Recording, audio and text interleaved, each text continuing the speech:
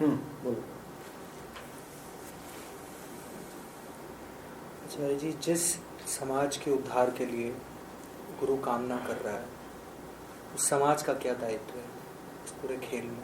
समाज को दायित्व तो पता ही होता तो गुरु काहे मेहनत करता?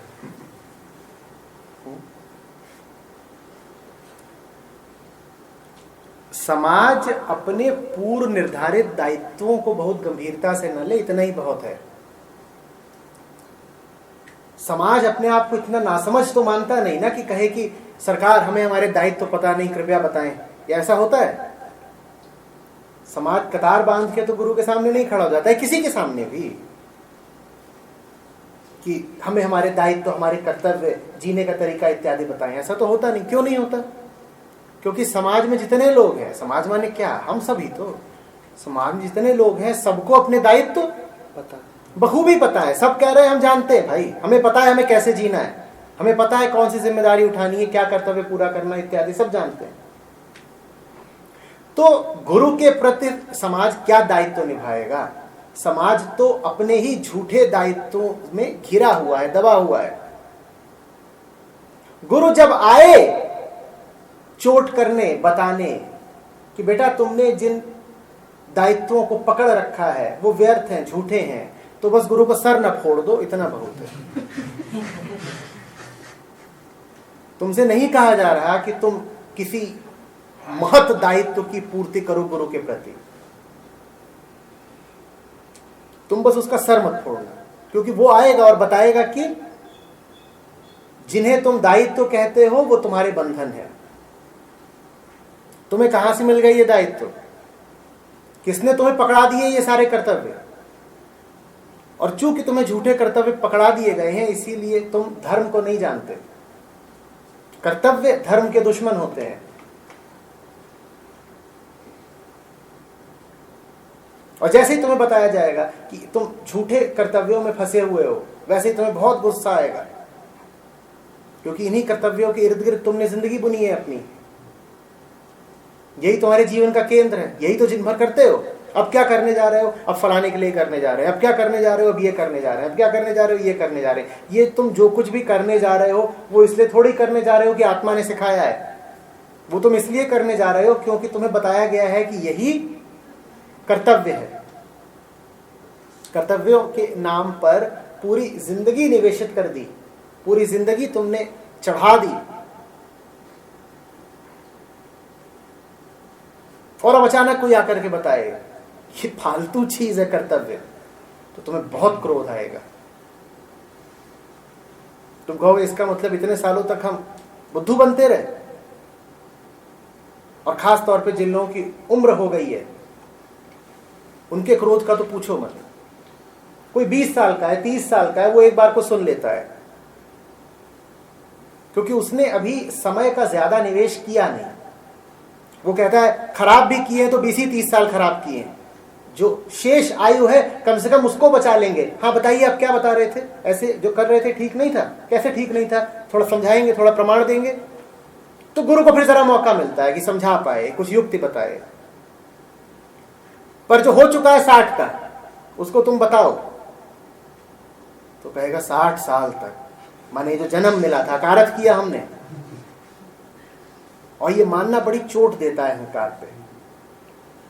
पहली बात तो 60 साल का निवेश है। दूसरी बात ये भी तुम्हें दिख रहा है कि जो गलती की उसको सुधारने के लिए मात्र 10 वर्ष ही बचे हैं, तो तुम्हारी उम्मीद क्षीण हो जाती है।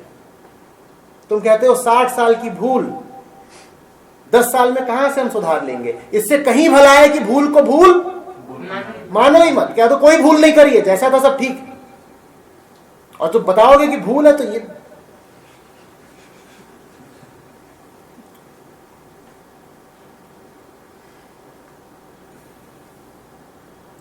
उसकी बात सुन लो, यही दायित्व है।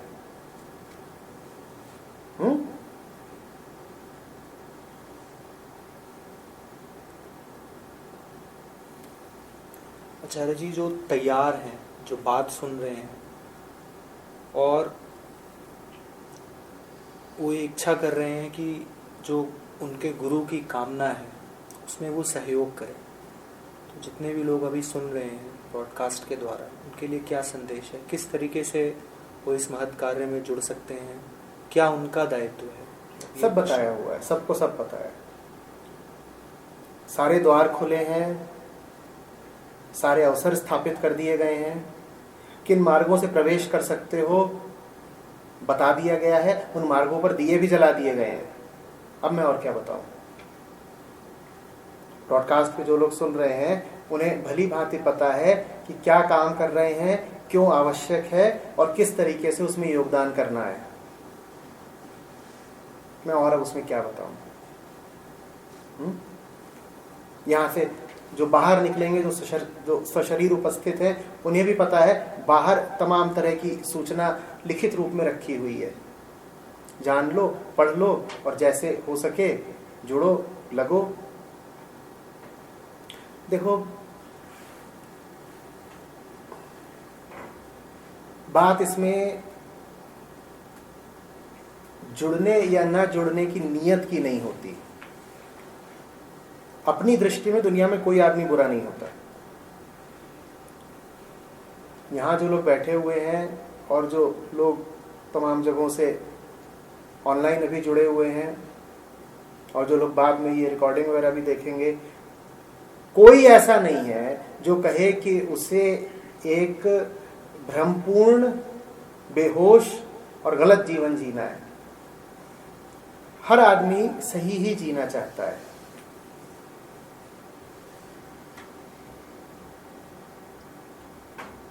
बात यह है कि उस सही जीने को तुम वरीयता कितनी देते हो। मैं बिल्कुल आक्षेप नहीं लगा रहा कि कोई होता है जो माया का साथ देता है। मैं बिल्कुल नहीं कह रहा हूं कि कोई भी है जो शैतान का साथ देना चाहता है। कोई नहीं देना चाहता। बस हम ये कहते हैं कि सत्य का साथ देना हमारी चौथी प्राथमिकता है, पहली नहीं।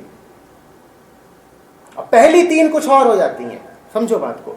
कोई ये नहीं कहेगा कि सत्य का साथ देना हमारी प्राथमिकता नहीं है। सब कहेंगे कि हाँ, देना तो चाहते हैं, पर पहले तीन अलग काम है वो निपटा ले, फिर उसके बाद आएंगे सत्य का साथ देने के लिए।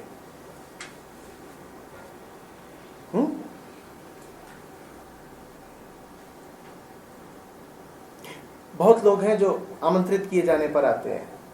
आश्रम से कई फोन कॉल होती हैं, कई लोगों को याद दिलाया जाता है कि आइएगा।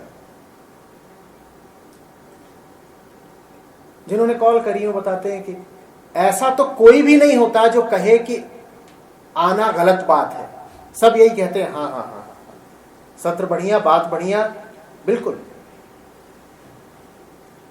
कई ये भी कह देते हैं कि आएंगे और शाम के 6 बजे 7 बजे उनका संदेश आता है कि हमें कोई जरूरी काम आ गया। अब बात इतनी ही है, नियत आने की है, लेकिन आने की नियत से पहले 3 और चीजें हैं जो ज्यादा जरूरी लग रही हैं। वरीयता चौथे क्रम की है, पहले नहीं। और ये जो चौथी वरीयता है ये इंसान को कहीं का नहीं छोड़ती, क्योंकि पहले 3 काम आजन्म पूरे नहीं होते। जब पहले ही 3 कभी पूरे नहीं होंगे तो चौथे पर आप कभी आओगे ही नहीं। इतना ही नहीं, आप अपने आप को पूरी दिलासा दिए रहोगे कि देखो साहब, नियत का मैं आदमी पाक साफ हूं। ये देखो चौथे नंबर पे क्या लिखा है, सत्य की सेवा। और ये कह करके तुमने अपना दामन बिल्कुल साफ सिद्ध कर दिया। तुमने कह दिया मुझे देखो, और आइंदा ये कभी मत कहना कि मैं सच्चा जीवन बिताना नहीं चाहता। मैंने यहां साफ लिख रखा है चौथे नंबर पर सच्चाई। लेकिन जो तुमने पहले 3 काम पकड़े हैं बेटा, वो जिंदगी भर पूरे होंगे नहीं। चौथे पर आने की नौबत आएगी नहीं। तो जानते सब हैं कि क्या काम हो रहा है यहां पर और कैसे उसमें सहभागिता देनी है, लेकिन सबके पास 3 काम अपने व्यक्तिगत हैं। वो जो व्यक्तिगत 3 काम हैं वो तुम्हें कभी सच्चाई के पास आने नहीं देंगे। अब समझना, मैंने कहा शैतान का पक्ष कोई नहीं लेता। शैतान की परिभाषा क्या है? हाँ, तुम प्रत्यक्षतः, तुम खुलेआम, तुम जानते बूझते शैतान का पक्ष नहीं लेते, लेकिन शैतान की परिभाषा तो बताओ।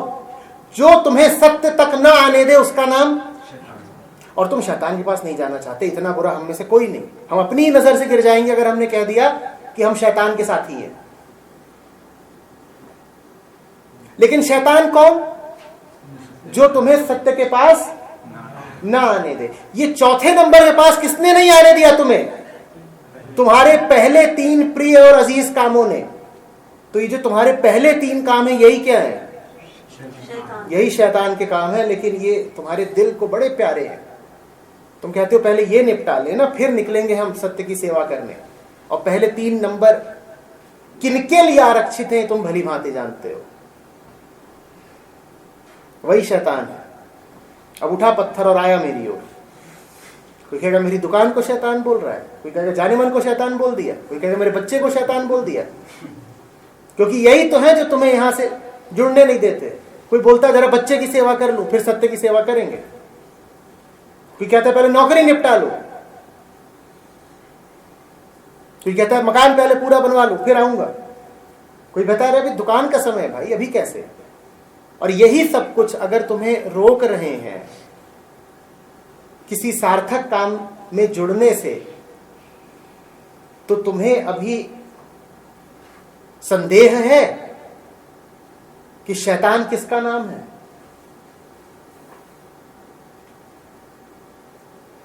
जो कुछ भी तुम्हें सच्चाई से जुड़ने से रोके सो शैतान। अब तुम देख लो कि तुम्हें कौन रोक रहा है।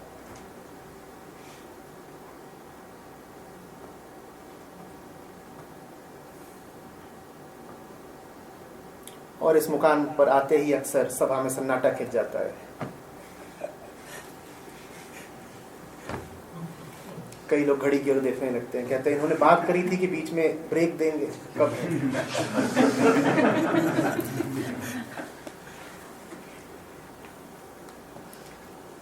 आधे या 2/3 तय कर लेते हैं कि अब इस बार आ गए, अगली बार से नहीं आना। बात ही कह दी इन्होंने न सुनने वाली। जहां हम अपनी जान न्यौछावर करते हैं उस जगह को बोला है शैतान।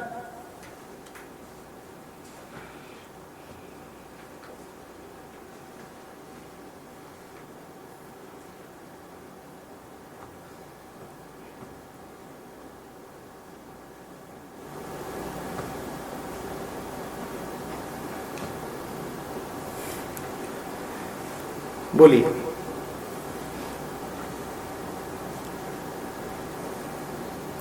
बोलने को कुछ खास बचा नहीं है। मेरे ख्याल से बहुत सुंदर अवसर है कि अब हम प्रयोग करें और इन 3 वरीयताओं के पास सबको जाने की छूट दी जाए। 15 मिनट का एक ब्रेक लेते हैं। इस सत्र में आपसे सीखा कि कैसे गुरु का जो व्यक्तिगत पक्ष है वो जिस तरीके से हमें संस्कृति और ग्रंथों द्वारा सिखाया गया है, पढ़ाया गया है, उसमें बहुत खोट है। और किस तरीके से गुरु का जो व्यक्तित्व है उसको देखने के लिए हमें एक नई आँख जीवित करनी पड़ेगी उसको समझने के लिए। आप सभी मुक्त हैं अपने अपने शैतानों के पास जाने के लिए। 15 मिनट बाद